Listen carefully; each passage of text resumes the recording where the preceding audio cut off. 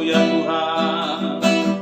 Kami hadir di tempat ini di setiap keadaan kami ada karena anugerah-Mu ya Tuhan. Oleh karena kemurahan Tuhan ku ada sampai hari ini. Oleh karena kebaikan Tuhan, janji-Mu terjadi bagiku. Oleh karena kemurahan Tuhan ku ada sampai hari ini. Oleh karena kebaikan Tuhan, janji-Mu terjadi bagiku. Aku percaya,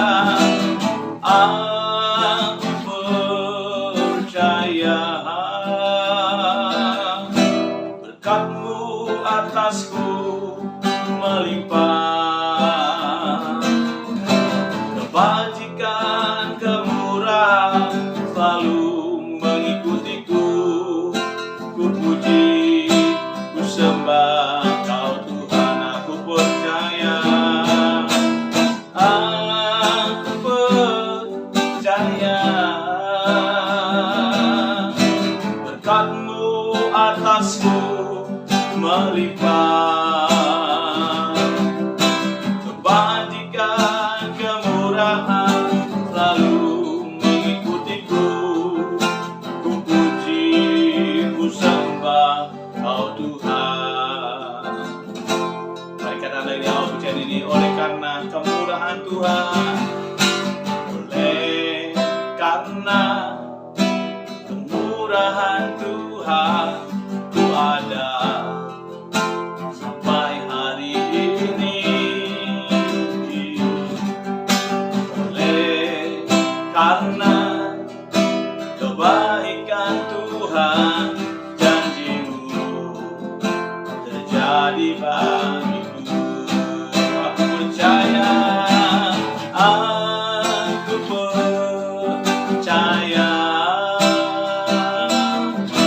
berkat-Mu atasku melimpah.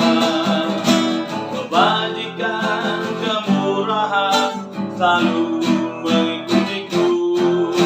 Ku puji, ku sembah. Masih katakan aku percaya, aku percaya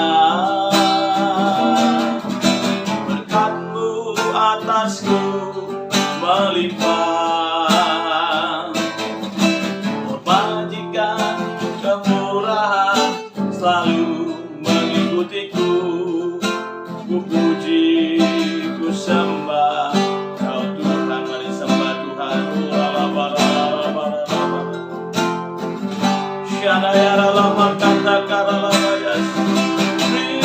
kasih Tuhan.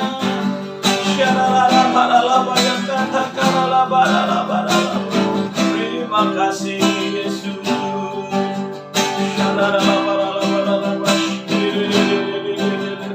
Kekuatan yang baru Kau curahkan bagi setiap kami pagi ini Tuhan. Terima kasih Tuhan.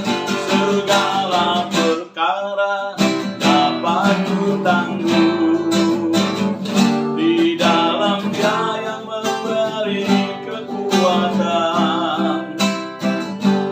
Tuhan Yesus penolong dan sahabat. Tetap percaya Tuhan setia. Segala perkara dapat ku tangguh di dalam Dia yang memberi kekuatan. Tuhan Yesus penolong dan sahabat. Tetap percaya Tuhan setia. Segala perkara dapat ku tangguh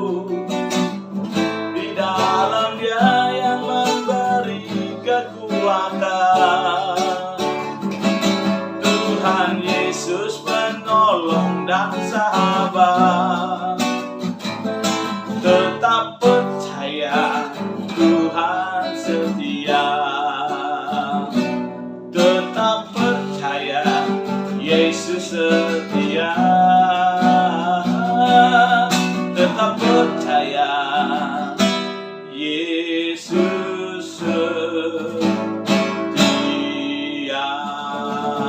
Haleluya, haleluya.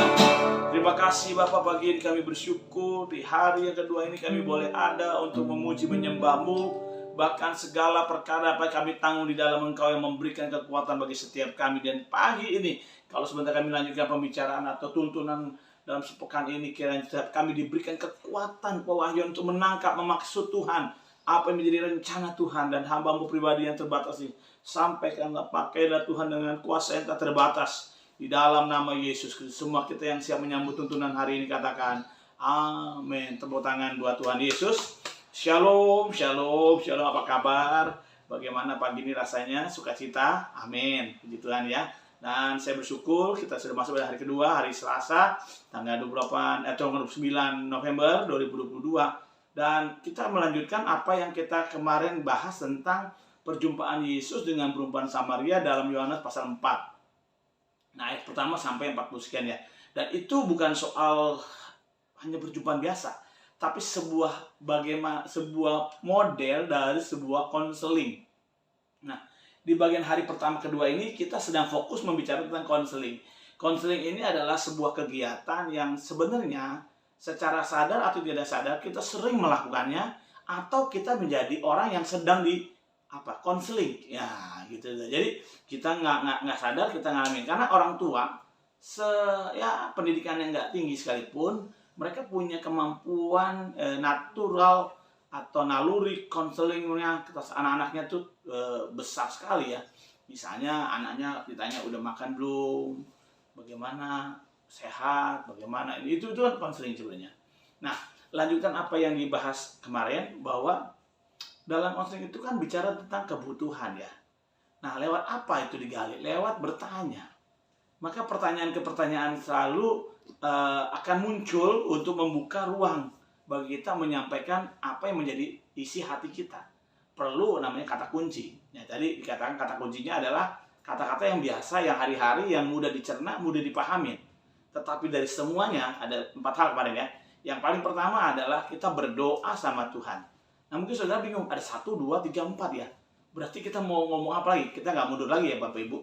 Jadi kalau saudara baru pertama kali hadir di tuntunan hari kedua ini, bolehlah membukanya dalam YouTube channel GBR Arcadia dalam tuntunan sepekan minggu ini, yaitu tanggal 28 November 2022 kemarin ya. Dan sekarang kita akan melanjutkannya. Nah, agar saudara memahami tentang maksud dan makna konseling bagi kita adalah begini. Konseling itu membuat orang memiliki rasa didengar, rasa dipedulikan, rasa diperhatikan. Itu dulu nih pertama. Jadi kadang-kadang dalam perbincangan konseling, seorang konselor nggak selalu harus serba tahu, maha tahu, bahkan kayak Tuhan gitu, enggak.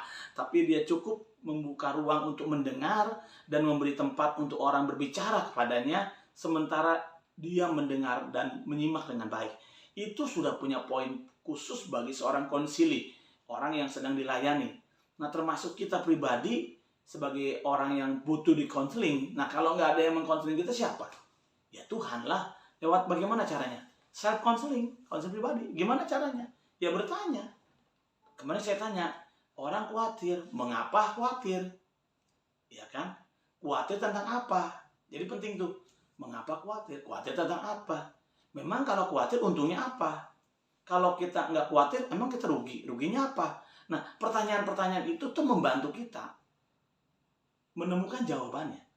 Karena kita punya kemampuan namanya sensitivitas. Kemampuan untuk peduli apa yang aksi dan reaksi. Jadi aksinya kita lihat, lalu kita memberikan reaksi. Nah, kembali ke tadi pertanyaannya ya. Kalau saya pribadi gimana Pak untuk mengkonsentrasi diri saya sendiri? Selalu ya, di dalam pertanyaan ke pertanyaan tadi, kita tanya, sebenarnya apa yang kita butuhkan sesungguhnya apa sih? Sebenarnya yang kita butuhkan sesungguhnya untuk hari ini apa sih? Oh, saya belum dengar, belum ngerti nih Pak. Ulangi lagi pertanyaan itu. Dengan bertanya kepada hati nurani kita, sebentar, cepat, atau lambat.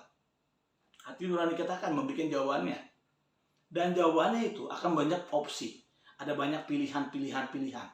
Oh ya, ini A, ini B, dan C, dan seterusnya. Nah, perempuan yang bertemu dengan Tuhan Yesus di sumur Yakub pun, dia menganggap sebuah pandangannya itu yang sudah ditanam orang tuanya itu ada kebenaran. Dia bilang begini, di gunung ini kami semua menyembah Tuhan. Bagi orang Yahudi, di Yerusalemnya ada kebenaran. Tetapi Yesus membuat itu semua jadi buyar ya. Dikatakan bukan di gunung itu atau di gunung ini atau di Yerusalem. Tapi saatnya akan datang bahwa penyembah benar akan menyembah Bapa dalam roh dan kebenaran. Tidak di sini, tidak di sana, tapi di setiap orang yang menyembah Tuhan. Artinya bahwa pada waktu kita mau mencari Tuhan, mencari kebenaran, selalu kita akan mendapatkannya sebab kebenaran itu hidup. Kebenaran itu menyertai kita. Katakan amin dulu ya. Dan ini menjadi rema buat saya pribadi sebagai seorang yang perlu melayani diri saya sendiri dalam konseling. Saya punya kebenaran hidup yang menyertai saya. Dan saya bertanya kepada sang kebenaran itu, sebenarnya apa yang saya kerjakan ini sudah pada koridor atau belum sih? Atau sudah lewat dari batas normal saya apa enggak sih? Tandanya kemarin saya disampaikan ya. Tandanya ada damai sejahtera. Kalau mulai kayak seorang yang kehabisan akal, nggak tenang, bawaannya mau buru-buru, bawaannya takut ketinggalan, itu tanda-tanda bahwa kita sedang kehilangan damai sejahtera. Begitu kehilangan damai sejahtera, kita akan kehilangan arah. Nah, saudara, perlu pahami dulu ya, bahwa apa yang kita alami, saudara alami, itu adalah hal-hal yang biasa dan pernah orang alami. Catat ya, orang alami. Jadi jangan berpikir hanya kita doang orang paling susah. Enggak, bahkan ada yang lebih susah lagi. Tapi pertanyaannya, apakah yang lebih susah dari kita? Enggak ada yang berhasil. Oh banyak. Bahkan kalau kita mendengar cerita kesaksian tentang inspirasi ya, orang yang jatuh terpuruk sampai pada titik nadir hidupnya, tapi dapat bangkit, saudara.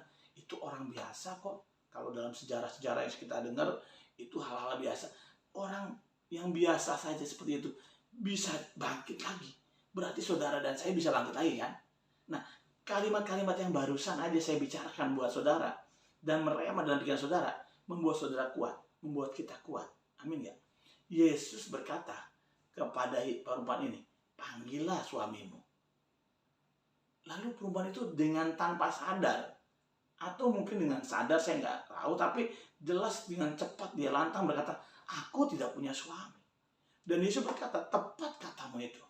Jadi seorang konselor tidak menghakimi, tetapi dia memberikan ruang untuk orang memberikan pengakuan dalam hidupnya. Saudara tahu nggak, orang yang memiliki rasa bersalah dan belum mengungkapkan rasa bersalahnya kepada orang yang dianggap bersalah kepadanya, atau anggaplah kepada orang yang berkompeten untuk menerima pengakuannya, maka itu menjadi beban buat orang itu, saudara. Dan selama-lamanya itu akan dialami, saudara.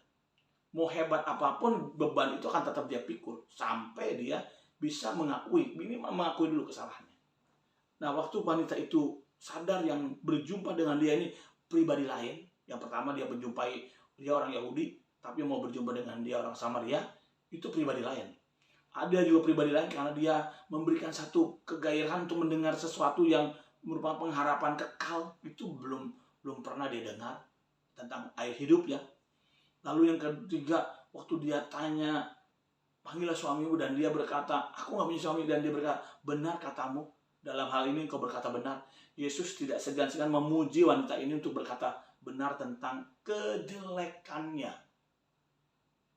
Jadi saudara, sebagai seorang konselor atau kita yang dikonseling, pengakuan akan hidup kita, keterbukaan lah katanya, awal dari pemulihan.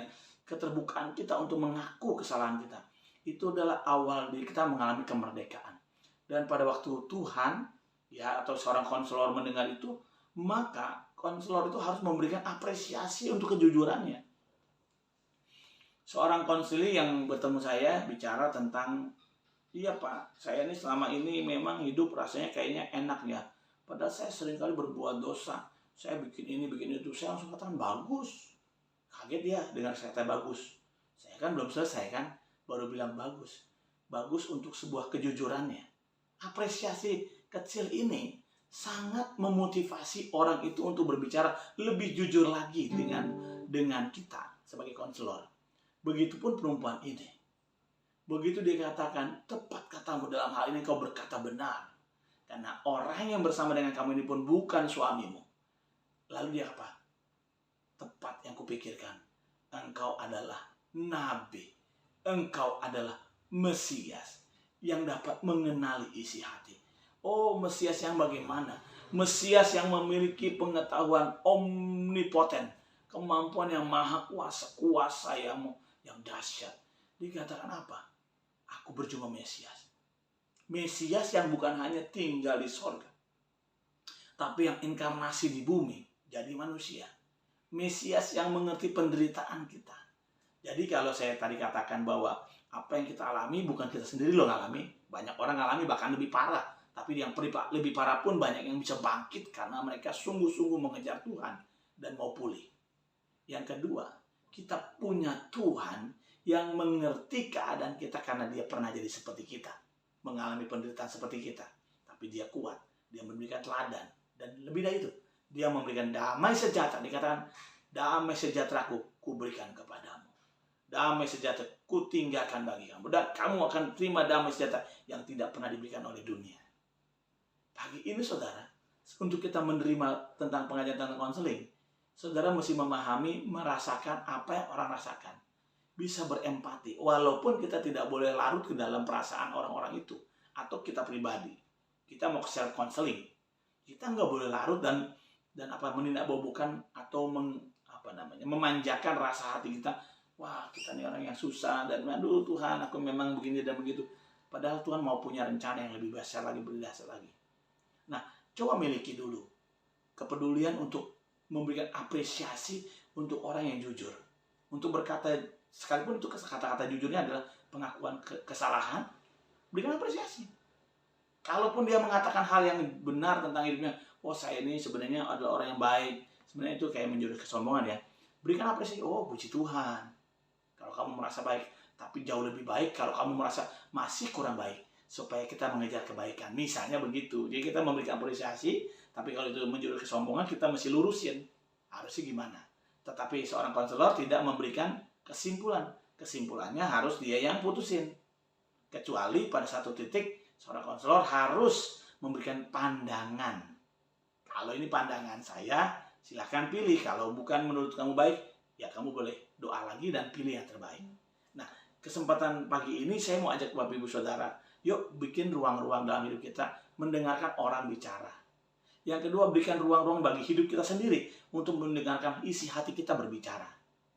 Biarkan dia bicara sesuka hatinya dengan waktu yang tak terbatas. Bagi diri sendiri ya, kalau orang lain itu tak terbatasin. Nah, lalu setelah itu berikan pertanyaan-pertanyaan kunci untuk dia dapat menjawab dan memberikan 1 poin, 2 poin, 3 poin, lalu memberikan kesimpulan. Dengan kesimpulan bagaimana? Lalu kesimpulannya bagaimana? Nanti saudara akan bertemu dengan keajaiban.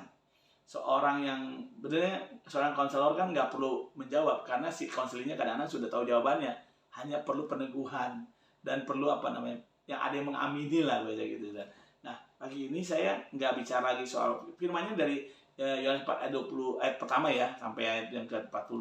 Itu bicara itu saudara boleh baca dulu, nanti saudara mengikutinya.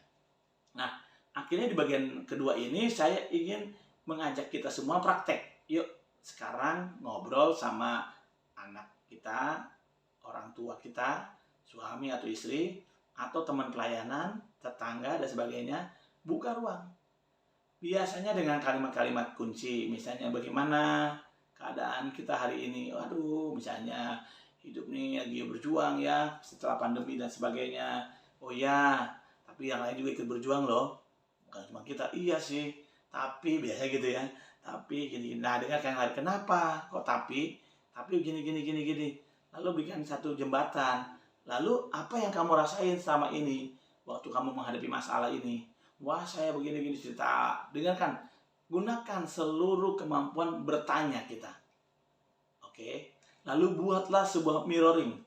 Atau sebuah cermin hidup. agar dia dapat memahami bahwa bukan kamu sendiri loh yang mengalami ini, kayak gitu ya.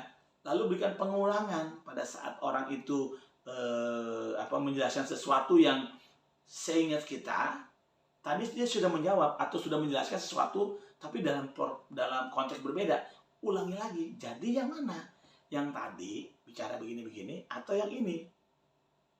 Begini-begini. Setelah itu kita dapat mengerti. Oh iya, sebenarnya yang itu ya tadi. Oh, berarti yang ini teman hanya ya kesempet lidah lah begitu. Nah, saya tahu bahwa pada saat kita memulai latihan ini nggak langsung profesional ya kayak seorang lulusan konselor ya. Tapi nggak apa-apa Bapak Ibu Saudara. Di pelayanan kita membutuhkan banyak seorang konselor. Karena konselor itu akan banyak membuka hati-hati yang mungkin selama ini nggak punya ruang untuk berbicara.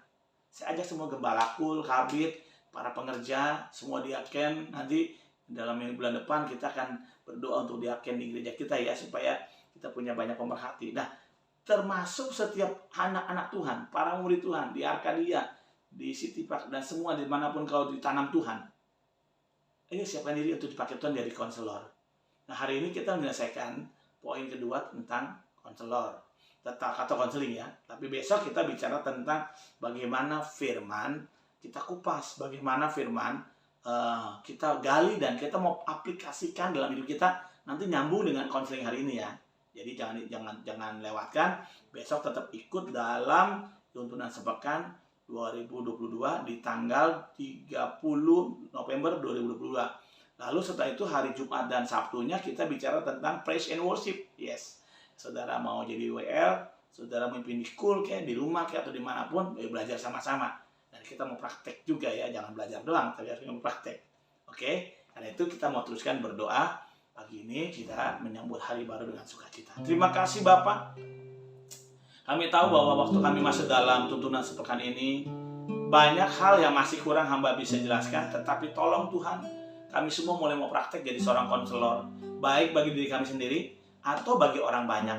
Mulai dari orang dekat kami, mulai dari Yerusalem kami. Tuhan tolong kami agar kami punya kepedulian, kami punya awareness akan lingkungan kami. Kami tahu bahwa hidup kami bukan sendiri. Hidup kami bukan untuk diri kami, tetapi untuk sebuah rencana Tuhan dalam semua orang, bagi semua orang. Nama Tuhan dipermuliakan. Tuhan, di tangan yang terangkat, hati yang terbuka, aku mengurapi, memberkati anak-anakmu yang hari ini hadir dalam tuntunan sepekan ini. Dalam nama Yesus Kristus. Dan sekarang gereja Tuhan, angkatlah tangan kita, dan dengan bersukacita terimalah berkat berlimpah-limpah-limpah. Berkat dari Allah Bapa, cintanya Tuhan Yesus Kristus, dan penyertaan Roh Kudus yang manis indah menyertai mulai hari ini, besok, dan sampai selama-lamanya. Semua kasih berkat dan percaya katakan amin. Tepuk tangan buat Tuhan Yesus. Jangan lupa ya, besok masih ada tuntunan sepekan. Kasih tahu yang lain. Dan jangan lupa, esok juga kita sorenya ada ibadah tengah minggu. Sampai besok ya, Tuhan memberkati. Shalom.